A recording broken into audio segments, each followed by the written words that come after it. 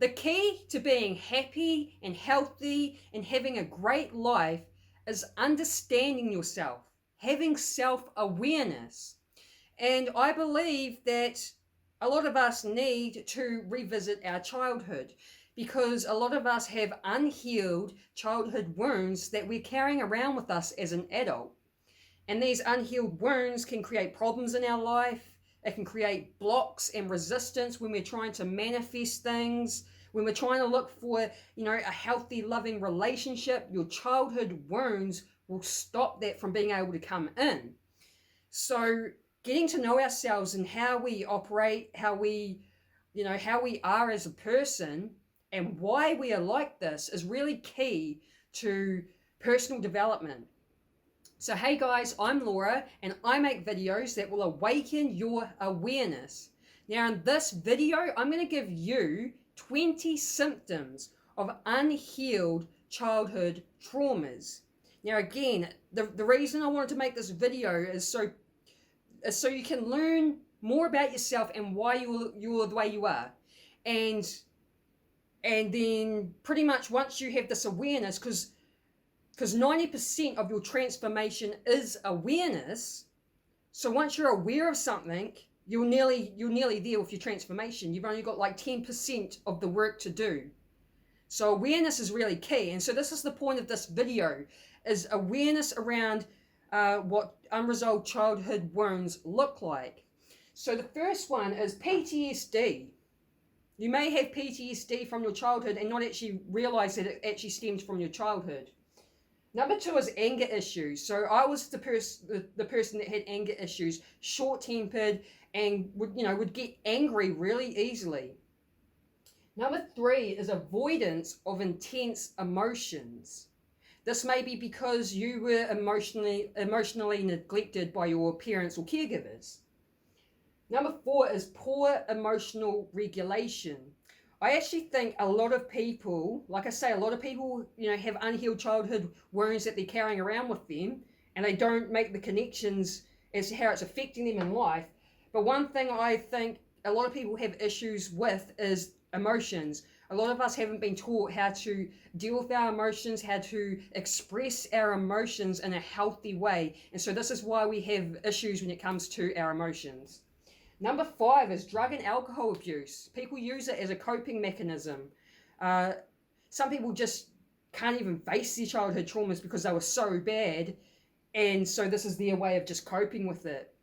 But obviously that's going to lead down a path of problems and issues, unhappiness, health issues, So understanding why you're doing this, because when you heal these parts of yourself, you heal your childhood wounds, you won't need this coping mechanism anymore. You know what I mean? Number 6 is intrusive thoughts. Number 7 is recurring nightmares. So your subconscious mind is what's creating the dreams and the nightmares, right? So you could have things from childhood traumas stored in the subconscious, and that's why you'll be having nightmares. And it's not till you actually clear this stuff out of the system that the nightmares will stop. Number 8 is you're in your head a lot instead of your body. So I had this issue as well. What happens is like some sort of trauma happens in your childhood, and it causes you to escape the bottom 3 chakras, and you come up into your head. And it's a safety mechanism. So what you end up doing is you're in your head and you're tuning into everyone around you as a safety thing. Like if everyone's good and happy, then I'm safe. You know what I mean? But what happens is you're no longer grounded in the body. You're in your head instead of the body. The key is being grounded in the body. That's where you want to be. And I talk about this in a lot of my content and meditation technique I use that gets you grounded in the body and out of your head, right?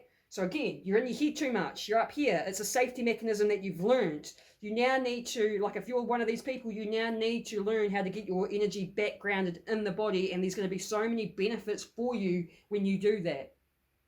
Number 9 is depression. Of course you're just going to, if you've had unhealed childhood wounds that are still affecting you in your adult life, it is just going to cause depression, but you can get rid of this depression when you're working through these wounds and healing yourself. Number 10, attachment and intimacy issues. So there are three types of attachment styles. There's secure, so secure attachments where people are just secure. You know, they don't have those childhood traumas or wounds. So when it comes to attachment issues for people with childhood traumas and wounds, that is, you're either going to be an avoidant attachment where you don't let people get too close to you because it's almost like you have a trust issue. So you keep people at arm's length. That's the avoidance attachment. Then there's the anxious attachment where you're too clingy and needy and you're always wanting to know where the person is because, again, it'll be another trust issue thing as well. Like, you know, so it's like that, again, it stems from the childhood traumas and your relationship with your parents is what determines your attachment style, and intimacy issues as well, being afraid to be too close to people, or like I had the issue of being affectionate with someone because I didn't really have affection towards me as a kid, right? So number 11 is anxiety, panic attacks, and phobias. So another thing I've noticed in the world is a lot of depression and anxiety issues. I honestly believe it's because we're all just walking around with these unhealed childhood wounds and we haven't been taught how to heal ourselves. We haven't been taught how to deal with these traumas because we all experience them. And so we're all just carrying this stuff around in our subconscious, in our nervous system, in our bodies. We don't even realize it though. And so people getting diagnosed with these things, but there's a good chance they haven't made the link to their childhood trauma. Do you know what I mean? When you make that link and you're like, oh, this is the root of it, heal the root, these issues disappear. Number 12, low self-esteem, low self-worth, and self-hatred. So I had these issues as a kid, just by the way I was treated by my family. You know, had a older brother that would really kind of like crush my confidence, sort of thing, like a lot of telling me a lot of negative things about myself, and I believed them.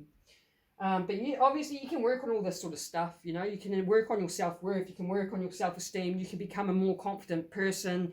I'm an example of it because I've changed and evolved so much compared to what I used to be like, and I've got people that will vouch for that, how much I've changed. So I've definitely had this, like, basically evolved. I've evolved out of these sorts of things. 13 is fear of abandonment, and that stems from an abandonment issue. You may have been physically abandoned by a parent, you may have been emotionally abandoned by a parent. Emotional abandonment is basically emotional neglect. Your feelings weren't made important, they may have been dismissed. Your parent may not have not ever been there for you emotionally. They may not have taught you how to express your emotions, hence the emotional issues over here. So this is something I've been working on a lot this year for me because I know I've got the abandonment issue. I thought I healed it and it turns out I didn't, and so I've really had to work on healing my abandonment issue, and the way to do that is just by getting over the fear of abandonment, being just learning to be okay on your own and not needing people. So that's pretty much key. Number 14 is people pleasing. That stems from the abandonment wound as well. And like I said, when you're out of the body and in your head a lot, you're up here, you're tuning into everyone else. This is what people pleasers do. They please everyone else, make sure everyone else is happy, so then I'm safe. You're pleasing others also because you didn't get love, validation, and approval from your parents, so you're pleasing others in the hopes they give you that love, validation, and approval that you didn't receive as a kid.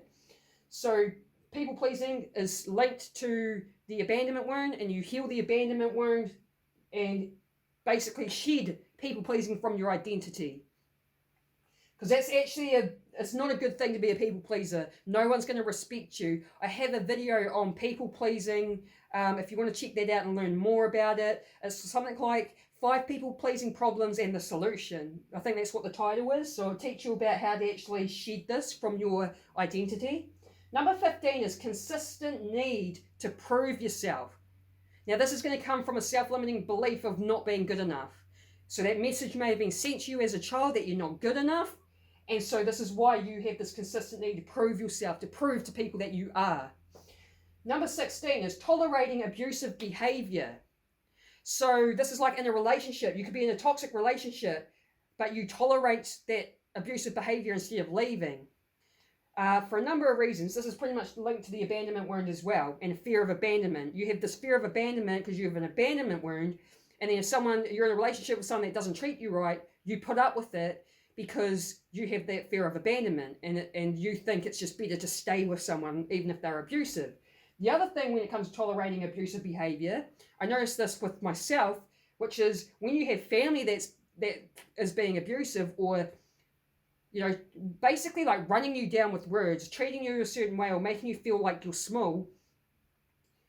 When your own family's treating you like that, and then like I noticed this, like I was in a relationship with someone treating me like that, I didn't care so much about being treated like that because I was like, well, my own family treats me like that.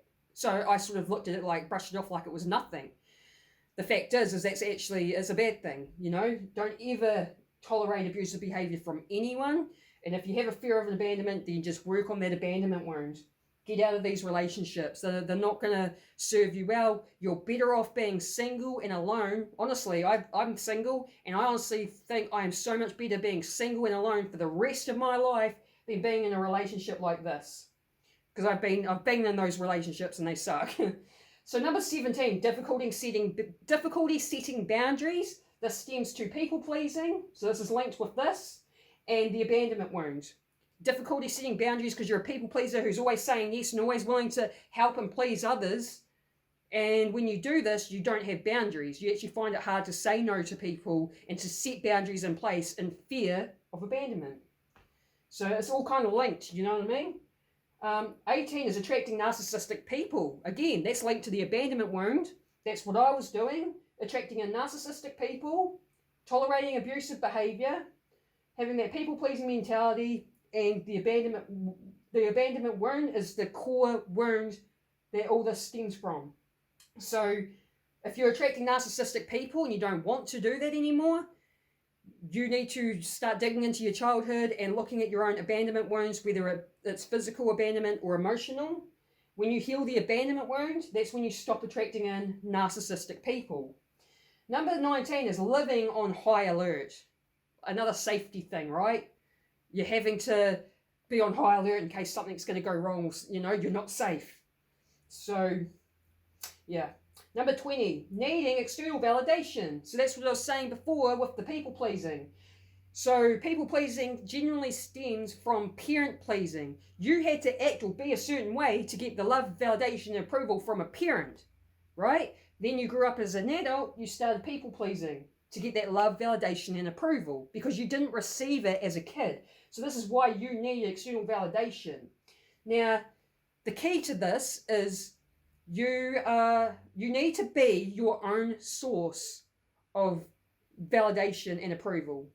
You need to love, validate, and approve yourself. Okay? So if you're your own source of that, you don't need it from anyone else. That puts you in a powerful position. And this is, again, it's all linked to like the abandonment wound. So working with the abandonment wound and healing it will get rid of a lot of these sorts of issues. And it's worth committing and working on yourself.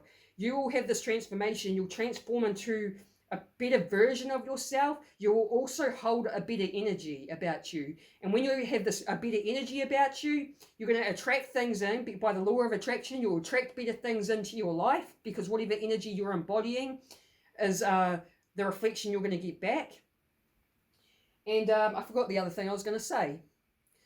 But yeah, I just wanted to make this video because you can have a lot of these sorts of issues and not even understand where it's come from and may not have that connection to your childhood.